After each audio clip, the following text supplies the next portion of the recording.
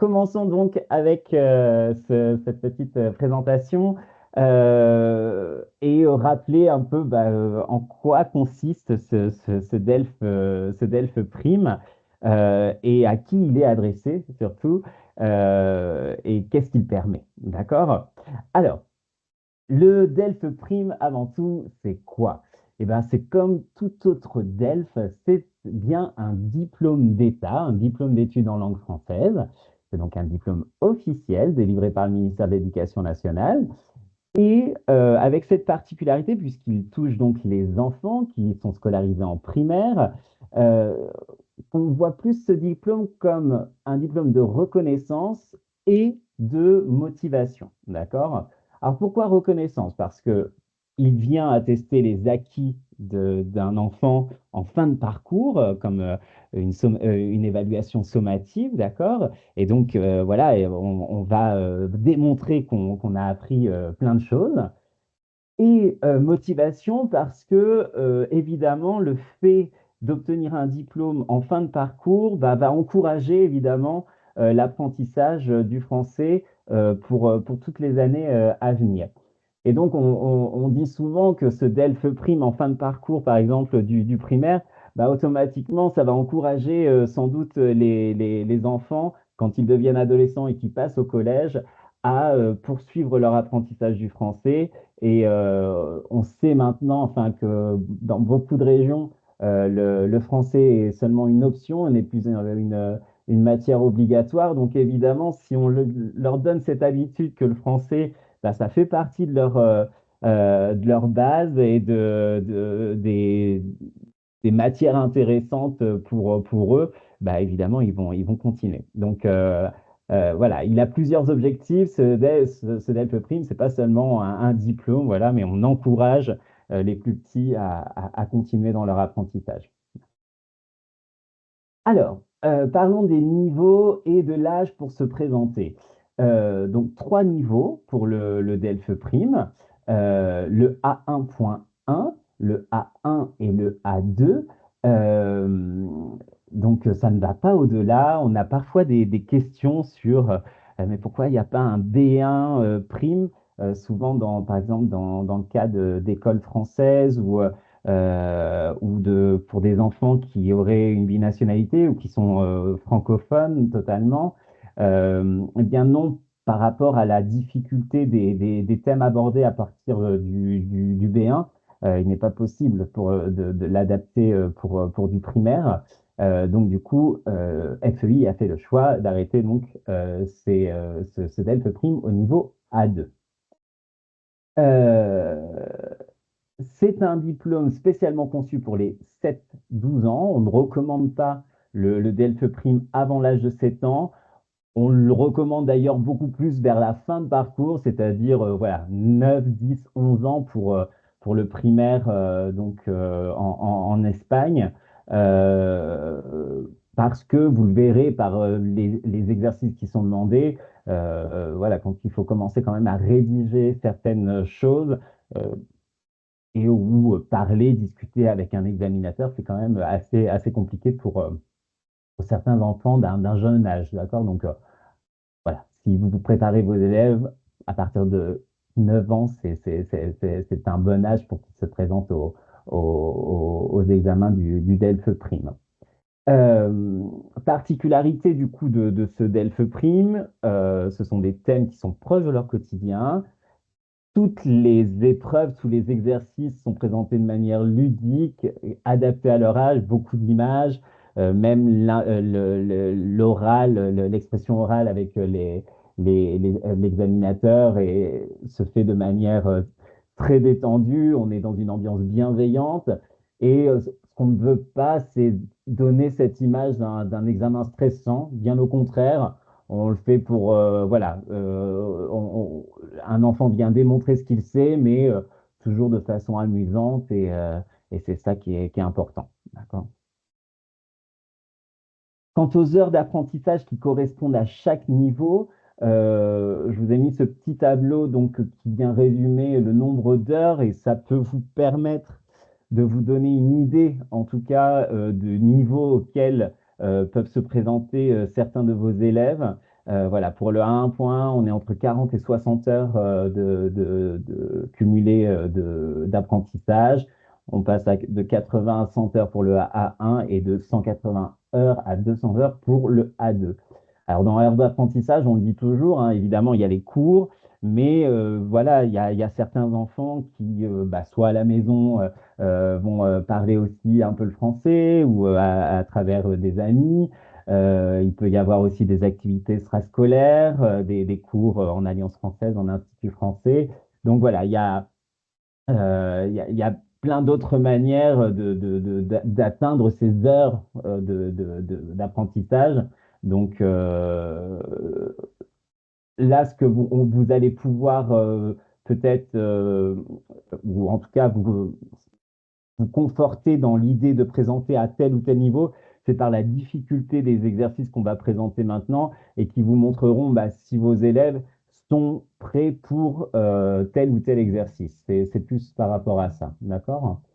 Donc, rentrons dans le détail dès maintenant et voyons donc qu'est-ce qu'on évalue dans ce DELF prime.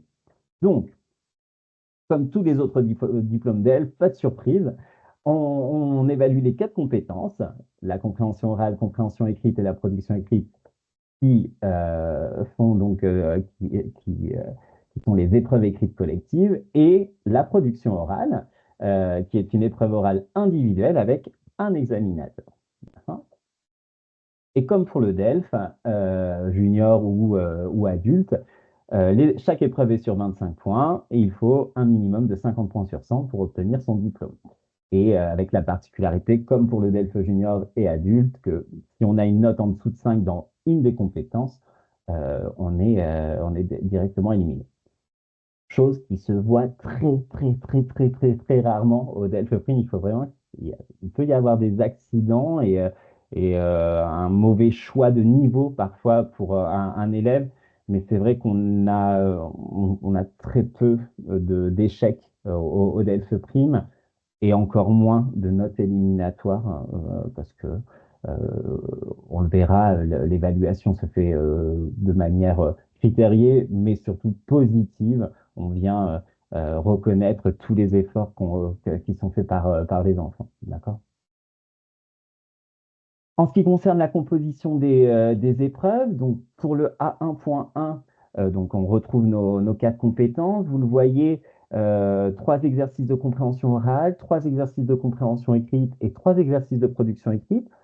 On estime une durée de 15 minutes pour chaque épreuve, ce qui donnerait un total de 45 minutes d'épreuve collective, euh, et une production orale aussi d'une quinzaine de minutes. Alors, pas qu'on va passer 15 minutes à torturer un enfant en lui posant énormément de questions ou attendre de lui qu'il parle beaucoup, mais dans ces 15 minutes, on y intègre tous les temps justement dont le candidat a besoin pour s'exprimer, la lenteur aussi du débit des questions de l'examinateur, lui expliquer bien les exercices, tout ça fait partie de ces 15 minutes, mais réellement, l'échange, on va dire, avec un candidat, il est très court, hein, surtout en 1 point, puisque c'est plus, on le verra dans le côté de compréhension de quelque chose plus que d'expression. Donc, on n'attend pas de grandes phrases élaborées à ce niveau-là. Donc, voilà, il y a beaucoup de questions de la part de l'examinateur pour demander des choses très, très précises et ça prend du temps, mais c'est pas un exercice long en soi. Pour le 1-1, on augmente un petit peu la durée de chaque compétence évaluée. Donc, 3 exercices encore une fois pour la compréhension orale. On passe à 4 exercices pour la compréhension des écrits et on réduit à 2 exercices la production écrite. Vous voyez, donc au total, donc pour les épreuves collectives, 1h20 et pour la production orale, on est entre 5 à 7 minutes. Et enfin, pour le A2, vous voyez encore une fois, le temps se rallonge pour ce niveau-là, avec une durée totale, hop là, pardon, des épreuves collectives de 1h40 et on passe à une production orale de 6 à 8 minutes. D'accord? Pardon. Alors, rentrons dans le vif du sujet et voyons les exercices qui composent du coup chacun de ces examens par niveau. D'accord? Alors, commençons par la compréhension orale du A1 point. À quoi va être confronté notre candidat de A1 point? Alors, par exemple, tous les exercices sont faits, ont cette configuration-là, donc vous pouvez garder ces repères, on va dire, et voir justement, comme je vous disais avant, si vos élèves seraient capables de répondre à ce type de questions ou voilà, être confrontés à ce type d'exercice et voir si ça pourrait fonctionner. Donc, par exemple, sur l'exercice 1 du A1.1, les options de réponse sont toujours présentées sous forme d'image. Par exemple, il n'y a pas de mots, il y a toujours des images qui viennent représenter la réponse. Pour l'exercice 2, encore une fois, des images, et le candidat n'aura que à répondre à chaque question ou à chaque, enfin, il devra faire correspondre une image à un petit dialogue et il devra juste noter le numéro du dialogue. Et enfin, pour l'exercice 3, euh, encore une fois, le candidat associe un dialogue à une image. Donc, vous voyez, il y a rien à rédiger. Il n'y a pas de mots à écrire dans ces exercices de compréhension orale du niveau A1.1. Tout est fait à base d'images. Et ce qui, évidemment, enlève une grande difficulté par rapport au niveau de compréhension.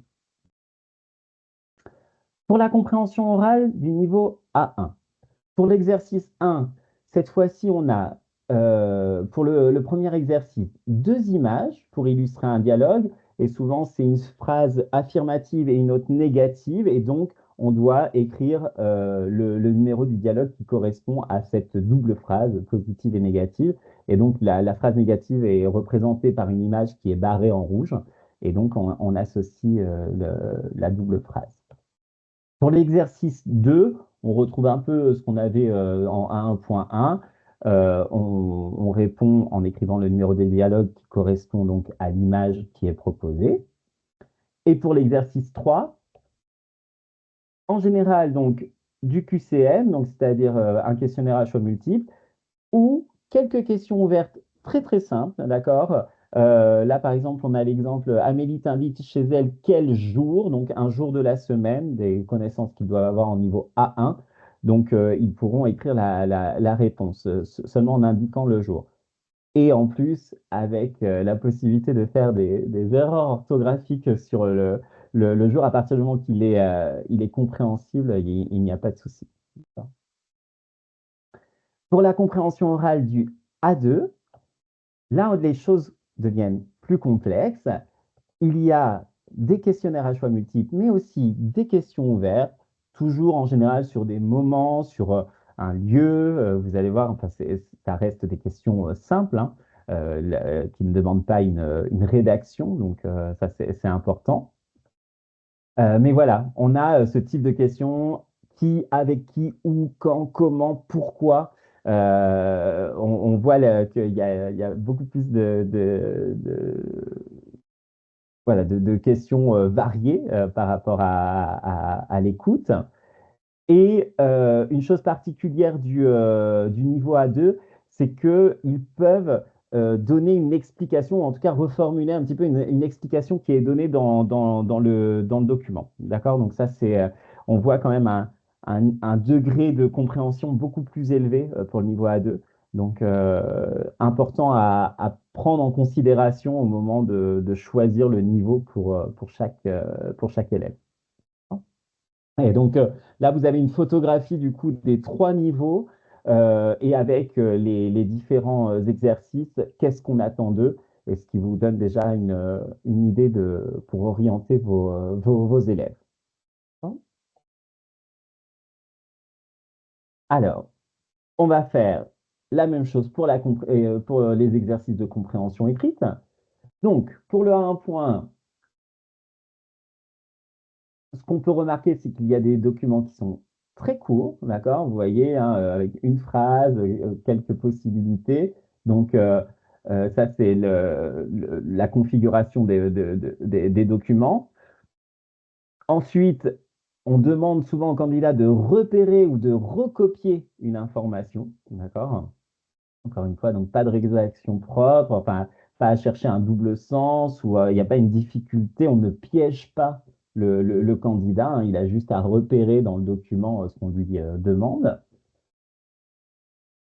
Et enfin, le dernier exercice, le candidat associe une instruction à une image. Donc, un exercice qui se répète hein, dans tout le temps. Donc, voilà, des instructions et on associe à une image.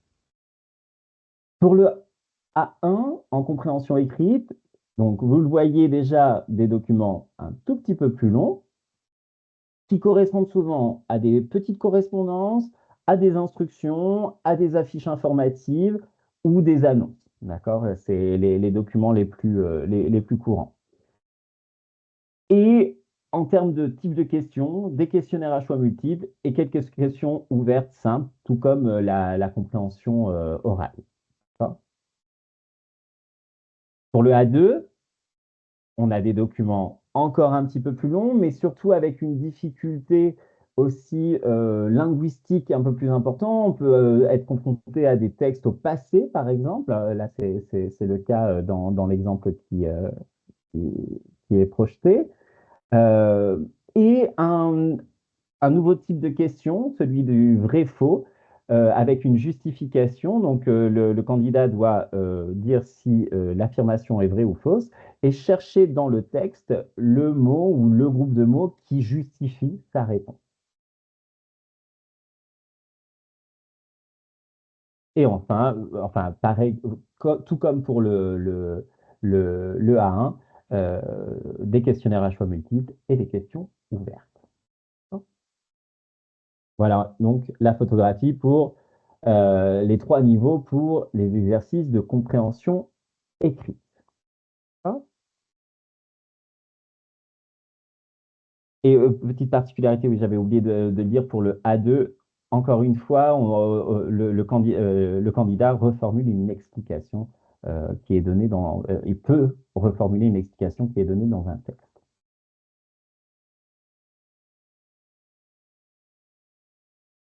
Alors, pour ces compréhensions orales et écrites, euh, le, j'ai essayé de vous remettre, on va dire, par niveau ce qu'on peut attendre d'un candidat, ce qu'il doit comprendre ou savoir repérer dans un document oral ou écrit. Donc, de manière très très très simple, en niveau A1.1, vous avez les lieux, les noms, des âges, des heures, des dates, des noms d'aliments, des noms de vêtements, des moyens de transport, des descriptions de personnes, d'objets, d'animaux, de lieux, des actions quotidiennes et des consignes ou des instructions simples. Le mot simple, il faudrait que je le mette absolument partout en fait hein, sur cette liste parce que on ne va pas demander des choses très précises à des enfants. Par exemple, quand je parle de description de personnes, ça va être, ça va être la couleur des cheveux, la couleur des yeux, petit, grand, enfin voilà, des choses très très simples. Bon.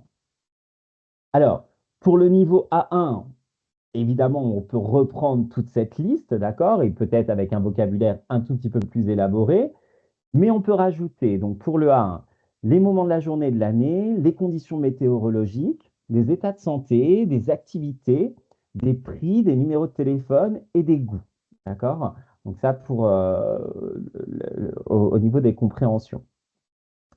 Et pour le A2, on rajoute encore plus de choses puisqu'on aura des instructions, des indications spatio-temporelles, des impressions et des raisons ou des explications.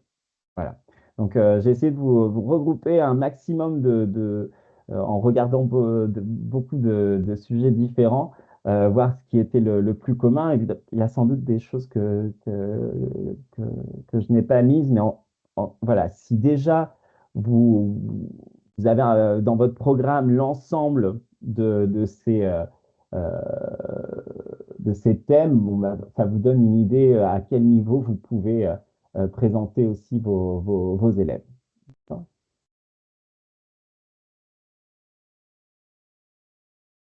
Passons donc maintenant à la production écrite pour chaque niveau. On va rentrer un peu plus dans le détail et voir aussi, bah, l'idée c'est de vous donner des petites idées d'activités que vous pouvez mettre en place dans vos cours pour pouvoir travailler cette production écrite tout en s'amusant. C'est ça qui est important puisque on l'a dit dès le début, même le DELF prime, enfin même l'examen en lui-même est conçu de manière la plus ludique possible, donc il faut toujours faire ça en s'amusant. C'est ça qui est important. Alors, pour la production écrite 1.1. Pour l'exercice 1, il est toujours fait de cette manière-là. Le candidat doit donc remplir un petit formulaire, mais qui n'est pas un formulaire sur lui, hop, pardon, mais de quelqu'un d'autre, d'accord? Donc, celle d'un autre enfant qui est présentée à travers des images, comme vous pouvez le voir ici. Donc l'idée, c'est que le candidat observe les dessins et vienne rapporter les informations qui sont sur ces dessins dans la fiche d'inscription.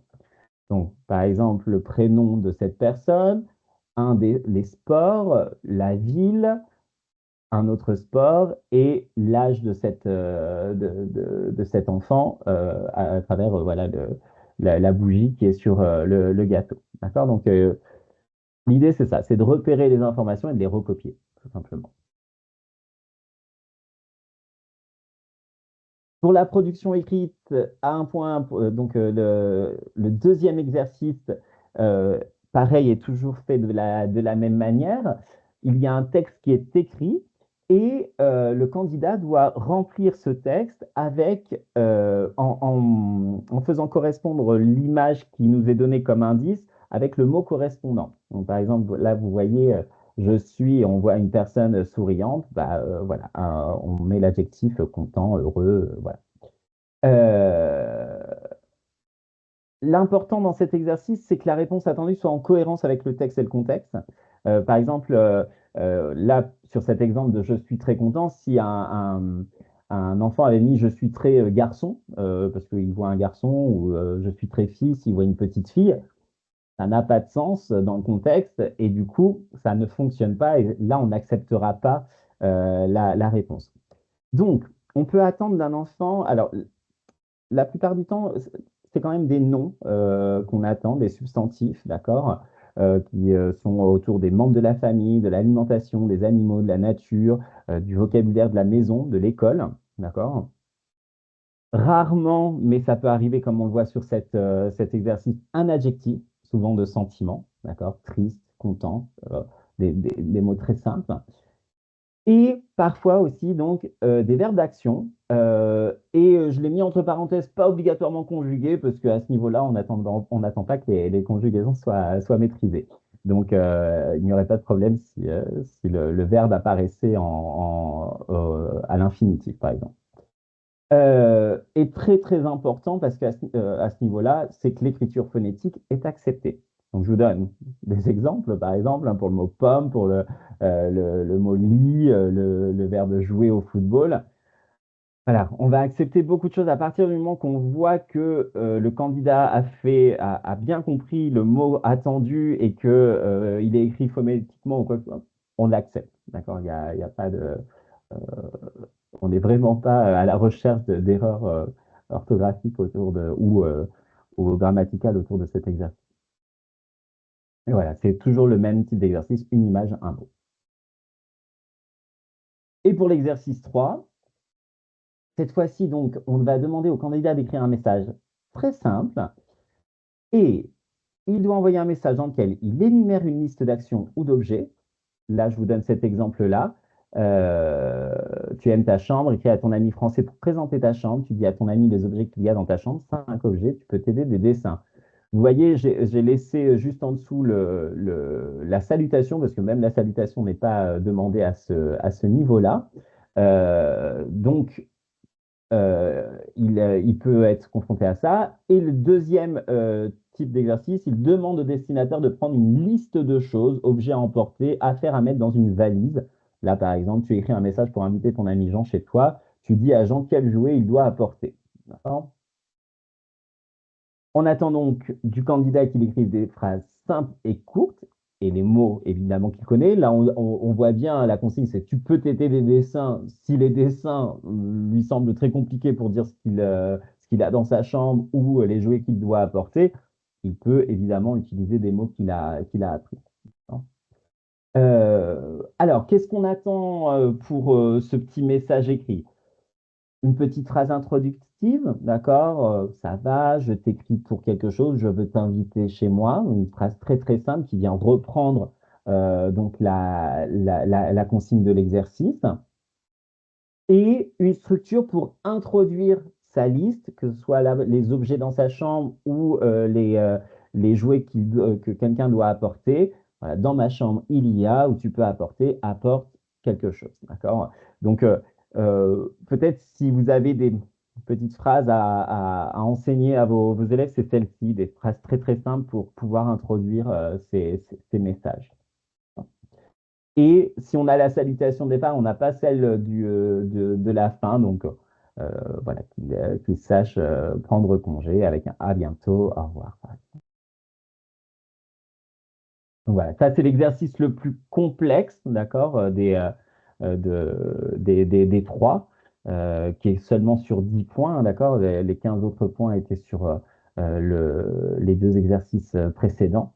Donc, voilà, on essaie d'équilibrer un petit peu. Et en effet, les exercices sont de plus en plus difficiles, du numéro un au numéro 3. Mais voilà, quand on a déjà ces outils-là, on peut en général s'en sortir. Pour la production écrite 1, si vous vous souvenez, je vous ai dit qu'on passait de 3 exercices à 2 exercices pour le 1. Donc pour l'exercice 1, cette fois-ci, il y a un formulaire à compléter et cette fois-ci, c'est bien le formulaire du candidat, d'accord? C'est toujours 10 informations à compléter. Il faut que le candidat fasse attention à son écriture, parce qu'il faut qu'on comprenne derrière chaque réponse ce qu'il veut dire. Donc voilà, il va devoir donner une information personnelle, un nom, une action, un chiffre, une date. Euh, Pas de phrase à formuler dans ce formulaire, hein. Il répond par un mot. D'accord? Faut que vous sachiez au niveau de la correction, toutes les transcriptions phonétiques compréhensibles sont acceptées, d'accord? Le genre, par exemple, n'est absolument pas sanctionné. Et pour vous donner un exemple, pour une adresse, par exemple, si le code postal n'est pas attendu, un nom de rue et un numéro sont suffisants, et peu importe si c'est sous format espagnol ou français, à partir du moment qu'on voit une adresse, on acceptera, d'accord? Donc, vous voyez le degré de tolérance, on va dire, dans la correction. L'important, en fait, c'est qu'on voit que le candidat ait bien compris la question qu'on lui a posée et répondre en adéquation avec cette question. Et autre exemple, pour le numéro de téléphone, par exemple, s'il met un numéro de téléphone, je ne sais pas, à 7 chiffres au lieu de 9 ou au lieu de 10, peu importe, c'est une suite de numéros qui peut ressembler à un numéro de téléphone, donc on acceptera aussi ce type de réponse. Pour l'exercice 2, alors, voilà des petits exemples de messages qu'on peut demander au candidat d'écrire. Euh, donc là, par exemple, tu es en vacances, tu écris un petit message à ton ami français pour lui parler de ta journée. Et de deuxième, tu es en classe de français, tu dois écrire un message à ton ami Pierre pour parler de ta maison. D'accord? Alors parfois, il y a une liste de tout ce qu'ils doivent dire. Parfois, c'est plus libre. Mais en tout cas, on attend que le candidat sache saluer, présenter une situation ou des personnes, parler de ses activités, dire avec qui il est, parler de la météo, décrire simplement son environnement, prendre congé. D'accord? Donc, on a ces actes, ce qu'on appelle, nous, des actes de parole, c'est-à-dire cette communication, tout ce qu'il doit savoir communiquer. C'est ce on peut attendre en A1. Cette liste, ça ne veut pas dire que pour chaque message, on attend tout, d'accord? C'est en fonction de la consigne, d'accord? Donc parfois, il n'y aura que saluer, parler de ses activités et prendre congé. Voilà, ça dépend vraiment de la consigne. Et nous, on évalue en fonction de la consigne, hein, d'accord? Pas en fonction des attentes, de toutes les attentes du niveau. Quelques conseils. Euh, Bien lire la consigne, justement, quand elle est, par exemple, comme vous le voyez dans le deuxième exemple, comme il y a une liste là de tu le salues, tu lui demandes comment il va, tu dis dans quelle ville et dans quel pays tu habites, tu décris l'endroit où tu vis. Bon, bah voilà, on attend ces quatre choses, bah, il faut habituer nos élèves à indiquer ces quatre éléments qui sont demandés dans la consigne. Il y a toujours un nombre de lignes. Alors, pour le prime, on ne parle pas de nombre de mots, mais nombre de lignes. Voilà, là, par exemple, c'est marqué, c'est indiqué, tu écris 5 lignes. Ça peut aller jusqu'à 8 lignes. Et si c'était plus, ce n'est pas grave. S'ils ont envie d'écrire un peu plus, euh, l'important, voilà, c'est qu'ils écrivent un minimum de 5 lignes. Évidemment, il peut encore une fois céder des dessins, mais ce n'est pas une obligation. Il peut évidemment utiliser le vocabulaire qu'il connaît. Et pour le A2, deux exercices également. Le premier, donc, consiste à rédiger un texte court, narratif et descriptif, dans lequel il raconte à un ami francophone un événement, une activité ou une situation qu'il a vécue, d'accord? Donc voilà des petits exemples. Hier, tu es allé au zoo avec tes parents, tu écris à ton ami français, ou ce week-end, c'était l'anniversaire de ton cousin, tu as préparé la fête avec lui. Et à chaque fois, donc, on dit au candidat ce qu'il doit faire, raconte ce que vous avez fait, dis ce que tu as aimé, dis ce que tu n'as pas aimé, ou parle de la préparation, des jeux, des cadeaux, voilà. Il communique ses impressions ou explique pourquoi une chose lui plaît ou lui déplaît, d'accord? Hein, voilà, hein, dis ce que tu as aimé, dis ce que tu n'as pas aimé. Donc, en acte de parole attendu, est-ce qu'on peut, les objectifs, on va dire, que vous pouvez avoir en tête et vous dire, ah, mes élèves, ils sont capables de raconter à travers voilà, des formes verbales au passé, hein. J'ai fait, je suis allé, j'ai vu, j'ai visité, j'étais avec, pour les circonstances, il y avait, il faisait, d'accord? Donc, ça, c'est du niveau A2. Donner ses impressions, c'était beau, super, génial, j'ai aimé, je n'ai pas aimé, des adjectifs, des adverbes, d'accord? Et expliquer pourquoi on a aimé et pourquoi on n'a pas aimé, d'accord? Donc, vous voyez que les exigences du niveau A2 sont beaucoup plus élevées. Et évidemment, selon le nombre d'heures d'apprentissage qu'on va pouvoir avoir avec les enfants, ce niveau, il est atteignable souvent dans des sections bilingues, par exemple françaises, ou dans un lycée français, parce que voilà, il y a un nombre d'heures en français, mais aussi en discipline non linguistique, qui fait qu'on peut arriver à ce niveau-là en fin de primaire. Pour l'exercice 2, donc, en quoi consiste l'exercice? Le candidat doit répondre favorablement ou défavorablement à une invitation, voilà, de ce type. Salut, je t'invite à mon spectacle de fin d'année, ou Émilie t'invite au cinéma dimanche pour voir un film. Et donc, toutes les indications sont données dans la consigne de ce qu'il doit faire, donc répondre favorablement ou défavorablement. On peut remercier pour l'invitation, expliquer pourquoi on n'est pas disponible quand on répond défavorablement, et proposer une autre date ou une autre activité. Donc, le candidat est toujours guidé dans sa rédaction, d'accord? Et encore une fois, il faut faire attention à ce qu'il euh, écrive tous les actes de parole attendus, d'accord? Quelques exemples au niveau A2 de ce qu'on pourrait attendre pour saluer. Salut, ça va? Bonjour, comment vas-tu? Accepter, refuser. D'accord, je peux venir. Désolé, je ne peux pas venir. Et pourquoi? Donc, parce que je suis malade, je dois aller quelque part, j'ai un cours de quelque chose, hein. Et pour proposer, je te propose deux. Si tu veux, on peut. Voilà. Et pour prendre congé, j'attends ta réponse. Dis, va bientôt. Voilà des petits actes de parole qu'on peut attendre au niveau A2.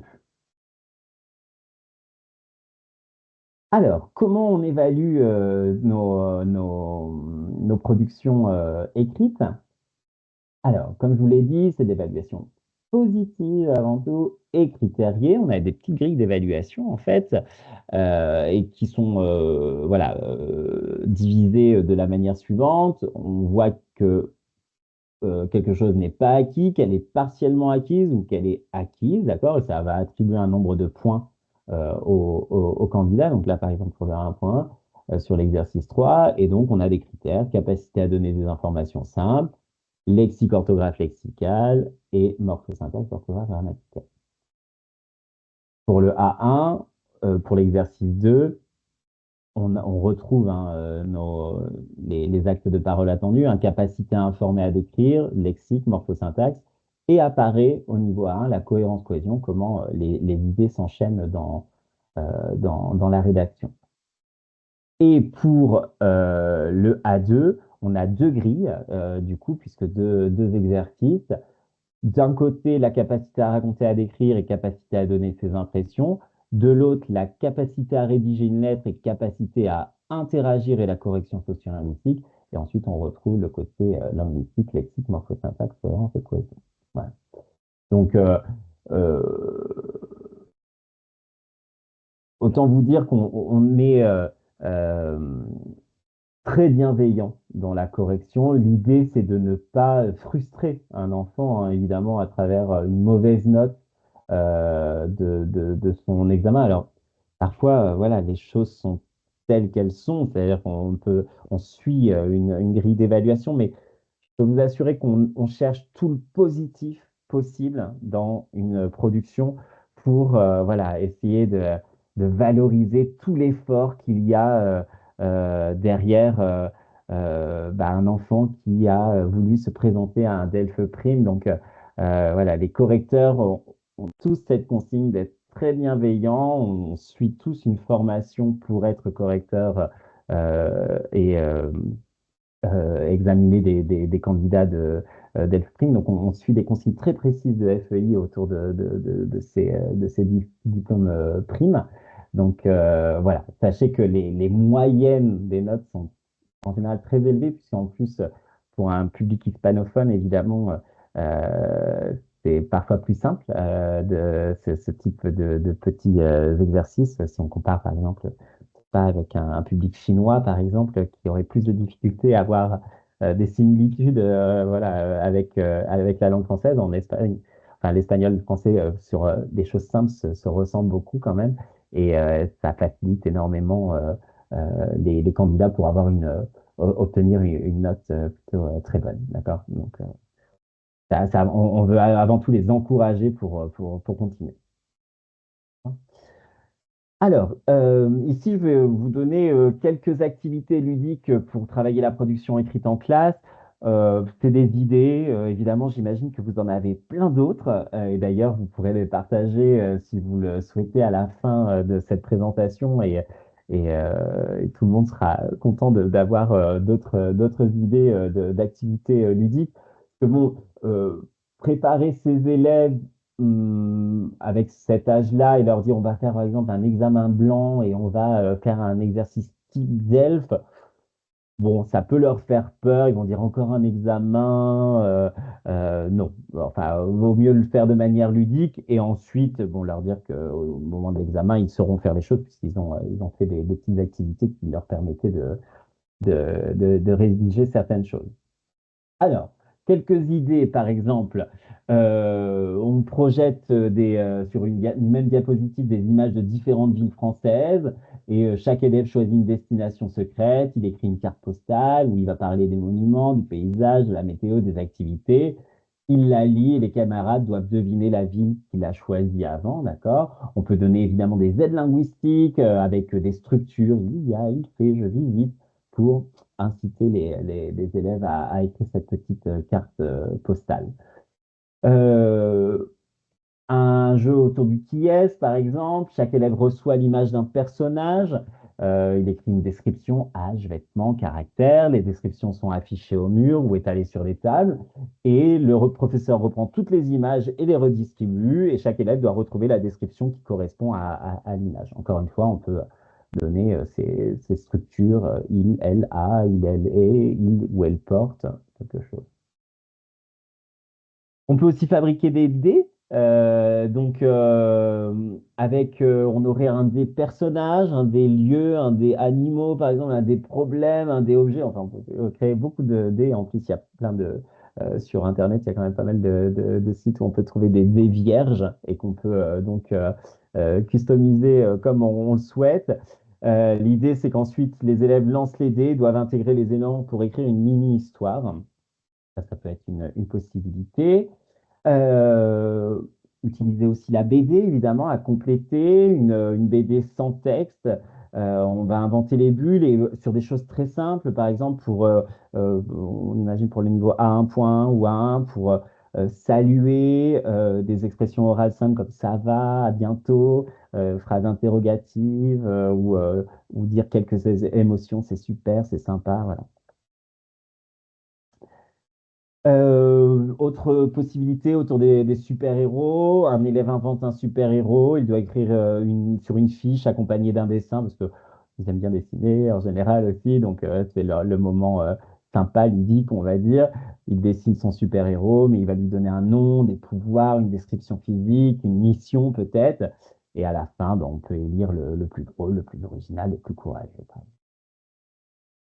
Et enfin, la boîte à souvenirs où vous allez, vous, en tant que professeur, mettre dans une boîte un ticket d'une visite de musée ou d'un parc, un billet de transport, une photo avec des gens qui sont ensemble, un monument, une œuvre d'art. On va mettre aussi un petit objet, un coquillage, une feuille d'arbre, une plume, un paquet de bonbons, un fruit. Et on va inciter les élèves à écrire, bon, voilà, au passé, par exemple pour le niveau A2, hier j'ai visité quelque chose, j'ai mangé autre chose, euh, j'étais à la plage, il y avait un coquillage, voilà. On peut mettre beaucoup de choses dans cette boîte. Voilà, donc quelques activités que vous pouvez mettre en application en cours, hein. Passons maintenant à la production orale. Alors, chose commune aux productions orales de A1.1, A1 et A2, c'est le premier exercice euh, qui est donc l'entretien dirigé où le candidat ou la candidate va se présenter. On pose des questions directement au candidat. Au Delphes Prime, on ne demande pas à un candidat présente-toi. C'est vraiment un entretien. On va directement lui poser la question, comment tu t'appelles, quel âge tu as. Voilà. Plus le niveau augmente, évidemment, plus l'examinateur attend de détails, des justifications de la part du candidat. D'accord? Euh, Évidemment, les questions se complexifient au fur et à mesure. D'accord? Mais les questions portent sur l'identité, sur la famille, les animaux domestiques, souvent, sur la maison, sur les loisirs, sur la classe. Et voilà, c'est les cinq types de questions. D'accord? Je ne l'ai pas dit, mais une chose très importante à savoir pour la production orale de tous les niveaux du prime, il n'y a pas de temps de préparation. D'accord? C'est pour ça qu'en fait, on rentre par exemple dans l'entretien dirigé ou même dans tous les exercices qui suivent directement par des questions où on va voilà, laisser un petit temps au candidat d'observer, mais il n'aura pas de temps de préparation pour voilà, rédiger quelque chose ou quoi que ce soit, puisqu'on veut que l'échange soit le plus spontané possible, d'accord? Euh, donc, ça ne sert à rien de leur faire apprendre des choses par cœur. Ce qu'il faut vraiment travailler, c'est l'interaction, qu'ils comprennent les questions et qu'ils puissent y répondre de manière très spontanée. Voilà, donc des questions comme comment tu t'appelles, quel âge tu as des frères et des sœurs, quelle couleur tu vois, comment est cette personne. Tout ce type de questions, il faut que le candidat comprenne bien ces questions, puisqu'on sera toujours dans l'interaction. D'accord? On ne laissera jamais le candidat, on va dire, dans un doute ou dans un blanc. Non, au contraire, on va le stimuler tout le temps, déjà pour pas qu'il se rende compte qu'il est dans une difficulté et le mettre le plus à l'aise possible. Ça, c'est l'idée.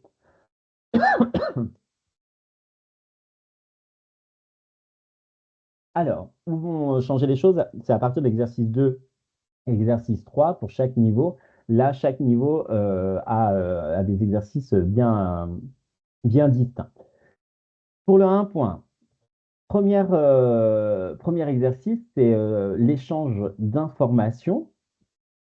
Le candidat se retrouve avec des images, d'accord? L'examinateur va lui dire de choisir 3 images et lui demander pourquoi il a choisi ces images. Type de question, parce que, alors, évidemment, si on pose la question à un enfant, pourquoi tu as choisi ces images, en général, on n'a pas beaucoup de réponses. Mais voilà, on va l'aider. On va lui dire, qu'est-ce que tu vois sur telle image?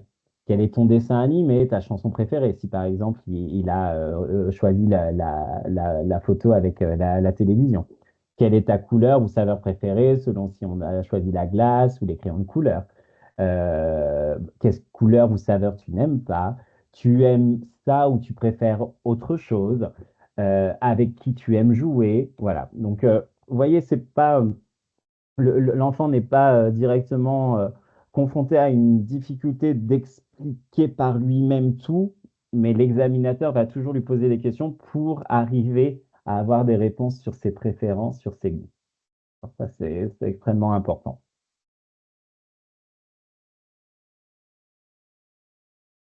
Et l'exercice 3, qui est aussi encore donc un échange d'informations, cette fois-ci, le candidat ne choisit qu'une image, d'accord? C'est en général ce sont des images de famille.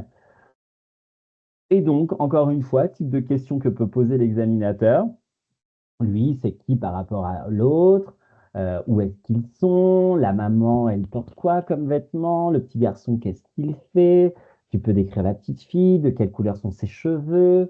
Qu'est-ce qu'ils mangent? Qu'est-ce qu'ils boivent?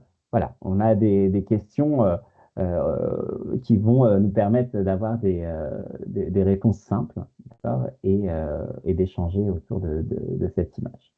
Mais on va jamais demander à un enfant, décris-moi telle image et le laisser à son sort. Non, on le guide tout le temps.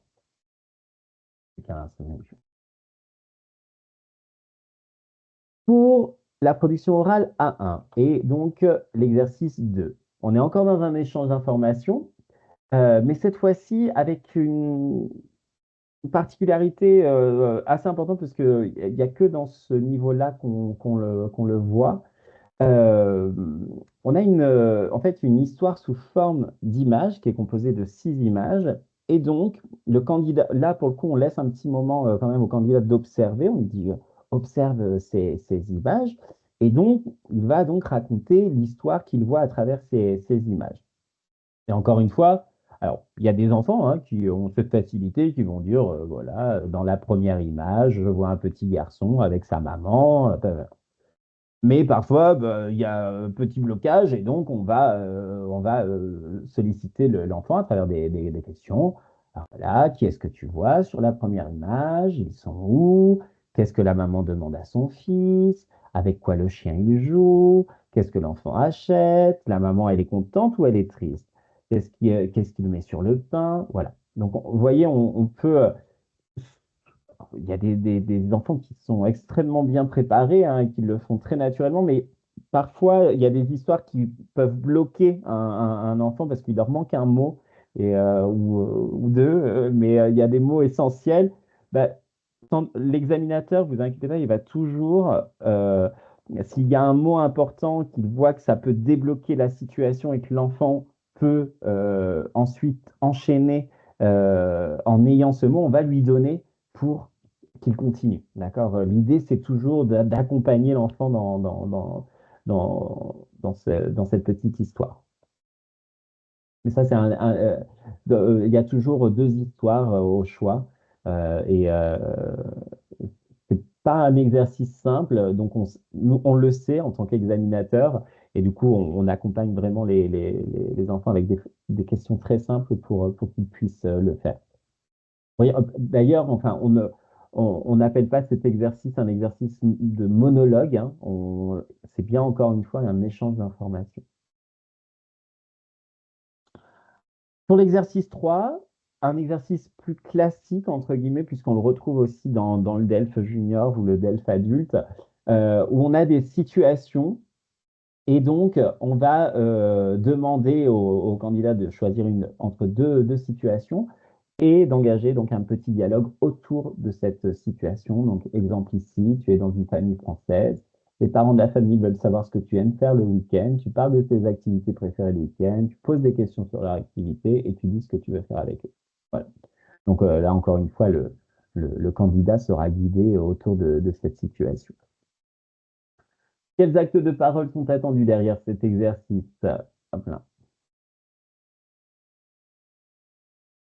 Parler de soi, de sa famille, de ses activités, de sa journée, présenter quelqu'un, souvent, décrire quelque chose ou quelqu'un, poser des questions, demander des informations et exprimer une préférence et expliquer pourquoi. Voilà.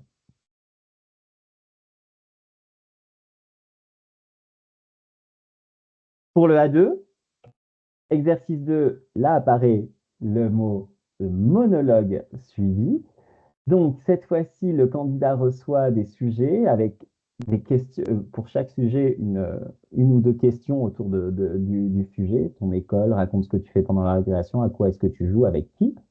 Donc là, euh, on invite donc le candidat à répondre aux questions qui sont posées. Et évidemment, l'examinateur pourra alimenter ce petit monologue avec d'autres questions pour que le candidat donne un peu plus de précision. D'accord? Donc, qu'est-ce qu'on cherche derrière ça? L'examinateur, il vérifie la capacité du candidat à présenter ou à décrire simplement un événement, une activité, le thème indiqué dans la consigne, d'accord? Ce qui est intéressant, voilà, c'est que le candidat peut aussi donner des indications spatio-temporelles, parler des protagonistes et des circonstances, d'accord? Donc, répondre à toutes ces questions, où, quand, qui, avec qui, pourquoi, comment, d'accord? Pas de temps de préparation, donc évidemment, on n'attend pas un monologue très développé, d'accord, et on l'alimentera ce monologue avec des questions, d'accord. Et là, pour le A2, on va observer la quantité d'informations qui nous est donnée et la qualité, si elles se comprennent bien, toutes ces informations, donc la clarté des informations.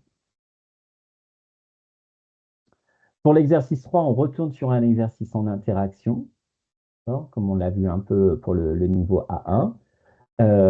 Et encore une fois, on va créer ce petit dialogue. Donc ici, tu passes tes vacances dans un petit village français. Cet après-midi, c'est la fête du village. Tu proposes à un nouvel ami français d'y aller ensemble et tu présentes quelques activités. Alors, actes de parole qu'on peut attendre, qui sont assez courants sur cet exercice 3. Proposer quelque chose, demander de l'aide, obtenir des informations, expliquer une situation, expliquer des préférences, organiser un rendez-vous, une fête, choisir une activité, une destination. D'accord? Voilà pour cet exercice 3. Et voilà, nous avons fait donc le tour de tous les exercices. Pour les grilles d'évaluation de la production orale, on retrouve, comme pour l'écrit, les différents critères d'évaluation. Alors, cette fois-ci, qui sont divisés par les exercices, hein, activité 1, activité 2, activité 3 pour chaque niveau. Donc, pour le A1.1, capacité à se présenter, capacité à communiquer ses préférences et capacité à donner des éléments descriptifs. Et on retrouve pour la partie linguistique, lexique, morphosyntaxe, prononciation, puisque on est à l'oral, et un critère un peu global d'aisance, c'est-à-dire cette capacité à interagir facilement avec l'examinateur. Euh, pour le A1, donc capacité à se présenter, à décrire ses activités, capacité à décrire un événement, capacité à répondre aux sollicitations et capacité à interagir pour les actes de parole. Et pour le A2, la capacité à se présenter, à décrire ses activités, encore une fois, capacité à s'exprimer sur des sujets familiers et capacité à interagir. Voilà. Donc, vous voyez à chaque fois le nombre de points qu'on attribue en fonction de si c'est non acquis, partiellement acquis ou acquis. Vous voyez. Même dans le, vous voyez, si dans cette idée d'évaluation positive, vous voyez que même pour le non acquis, c'est-à-dire que, on va dire qu'un enfant baragouinerait quelque chose, c'est pas très compréhensible, mais au moins il fait l'effort ou quoi que ce soit, et ben on attribue quelques points pour voilà, valoriser l'effort de l'élève. Par contre, là où on n'attribue pas de points, c'est si un enfant reste muet, d'accord, mais c'est rare parce que on le sollicite tellement et on va essayer de le mettre tellement en confiance que, enfin, moi, par expérience, j'ai jamais eu d'enfants qui sont restés totalement muets. Il faut juste qu'on lui pose les bonnes questions et on débloque souvent beaucoup de situations. Donc, il y a pas de souci. Voilà pour ces grilles d'évaluation. Alors, tout comme pour la production écrite, quelques activités ludiques pour travailler la production orale en classe.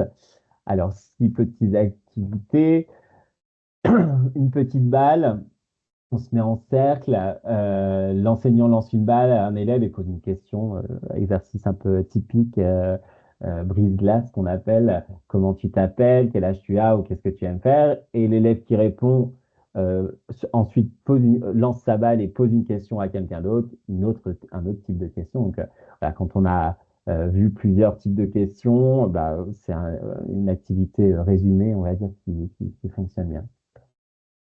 Le portrait mystère, un élève pense à un personnage connu des enfants. Alors, on n'a pas tous les mêmes références, mais en tout cas, il ne dit pas son nom, mais il va le décrire. Et évidemment, la classe doit deviner à travers la description quel personnage l'élève a décrit. D'accord. Mais sans préparation, d'accord, hein, de manière spontanée, on pense un petit peu et puis directement on dit, bon, bah, voilà, il porte ça, il fait ça. Activité un peu plus, encore plus ludique et parce que vous avez plein de matériel souvent en classe pour pouvoir le faire et on peut distribuer les tables un peu de manière un peu différente, mais on peut créer un grand marché. Ça, c'est intéressant pour revoir toutes les listes de vocabulaire un peu simples autour des vêtements, alimentation, voilà, sport, nourriture, activités loisirs, souvenirs. Donc, on fait des stands, on va dire, de chacun de ces thèmes. Et on va mettre des élèves qui seront vendeurs et d'autres qui seront clients. Et l'idée, c'est que les clients posent au moins 3 questions auxquelles les vendeurs doivent répondre et faire ce petit marché. Et ça, on peut créer l'activité. Alors, si vous avez des objets à disposition dans la classe, c'est bien, mais après, ça peut être aussi des petites fiches qu'on va créer avec, voilà, par exemple, pour le coin sport, on met, je sais pas, des petites cartoulinas avec marqué dessus football, volleyball, enfin, plein de sports différents. Et puis, avec les conditions pour le prix de l'activité, l'horaire, les jours. Et ça permet de créer une discussion entre les élèves. Pour l'événement mystère, on projette plusieurs photos, une fête locale, nationale, une compétition sportive, Jeux olympiques, d'hiver ou d'été, spectacle. On divise la classe en équipes et on attribue une photo par équipe. Chaque équipe doit dire qui est sur l'image, que font les personnes, où sont-ils.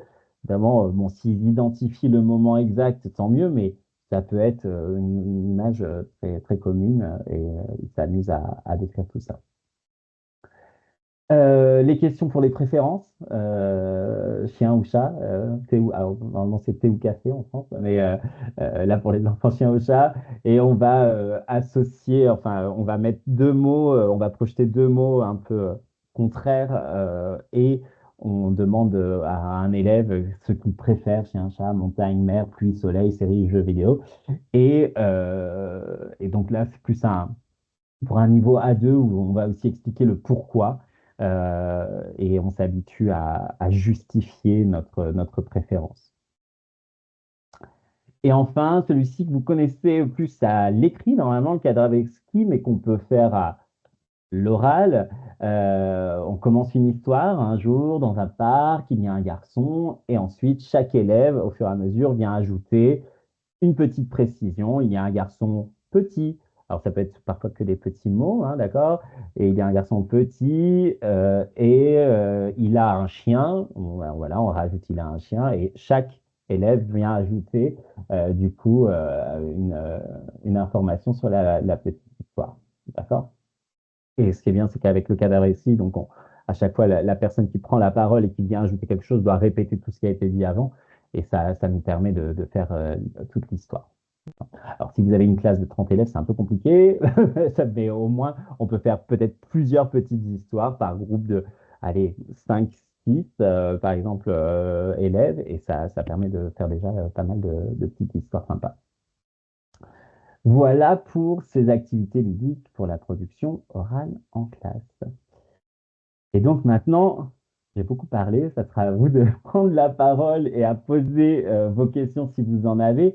Et surtout, si vous avez, par votre expérience en tant que préparateur au Delph Prime, des idées d'activités que vous voulez bien partager avec les personnes présentes, ben, ça fait toujours, voilà, c'est l'occasion de le faire et de s'entraider. Voilà.